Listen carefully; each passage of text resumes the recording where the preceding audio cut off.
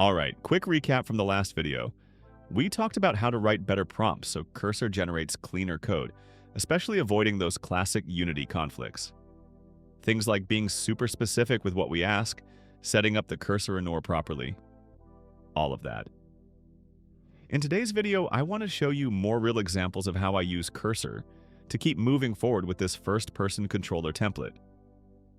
First, let me explain what rules are. Rules are special files that tell Cursor how it should behave so it avoids common problems and understands your project better. To create them, we're going to make a new folder called .cursor.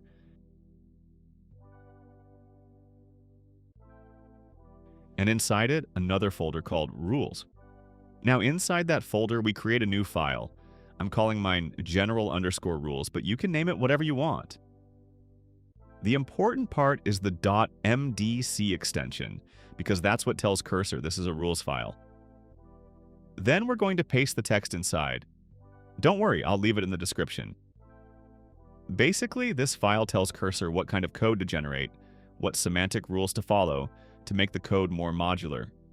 Things like that.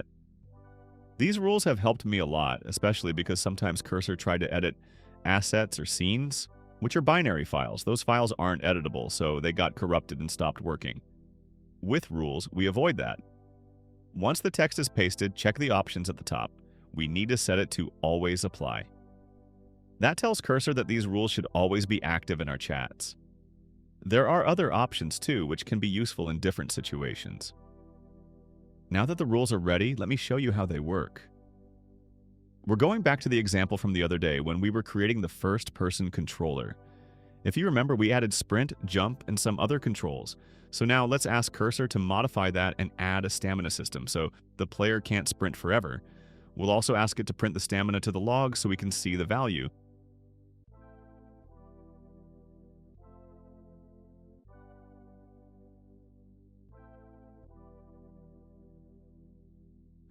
And as you can see, without touching anything else, we now have the parameters exposed in the Unity Inspector.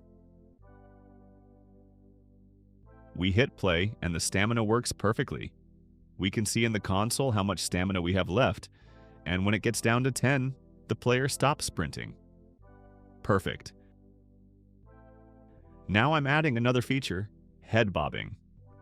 I personally like to open a new chat every time I ask for a new feature. So I ask Cursor to add head bobbing, and as you can see, it understands the structure of the file and adds the functions following the existing pattern.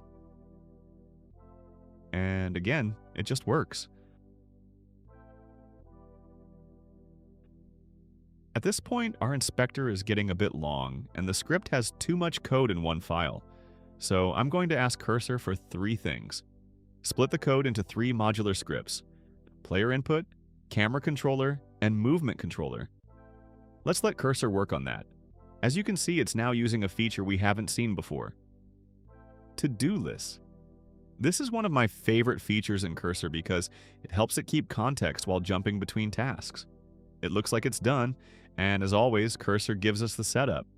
Let me configure everything to make sure it still works. And yep. After assigning the scripts, everything works perfectly. Now we have code that's way more maintainable and scalable. And as we can see, Cursor created all 3 scripts perfectly.